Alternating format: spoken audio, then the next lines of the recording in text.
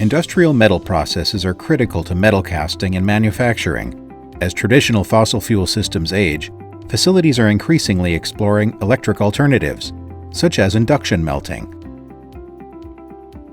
Induction melting uses high-frequency alternating current to create a rapidly changing magnetic field in a coil. When a conductive material is placed inside, circulating currents, called eddy currents, form within it. These currents generate heat through resistance, raising the metal's temperature until it melts. In ferromagnetic metals, hysteresis heating also plays a role.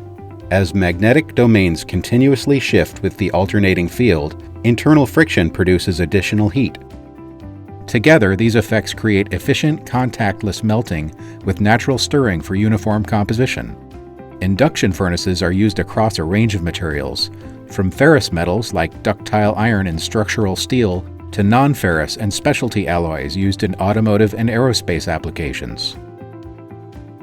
Compared to coke-fired cupola and gas-fired reverberatory furnaces, induction systems offer higher energy efficiency, typically greater than 80% versus 50 to 60% for comparable fossil fuel technology, elimination of on-site fossil fuel combustion, reduced metal loss due to dross, greater flexibility for small batch or alloy-specific production. Facilities may benefit from the ability to align melting operations with off-peak electricity hours, or to switch between different alloys with minimal downtimes. With no combustion zones or flue systems, induction furnaces have fewer mechanical components, simplifying maintenance, though refractory wear still requires regular monitoring.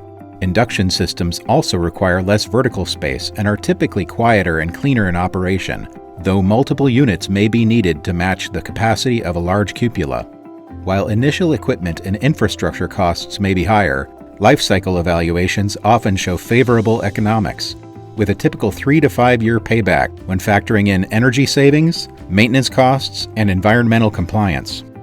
With adoption around 8 to 10%, uptake is growing, especially in specialty foundries and high-efficiency sites, though broader use needs more demonstrations and policy support. EPRI continues to examine the technical performance, economic trade-offs, and real-world applicability of induction melting across industrial sectors.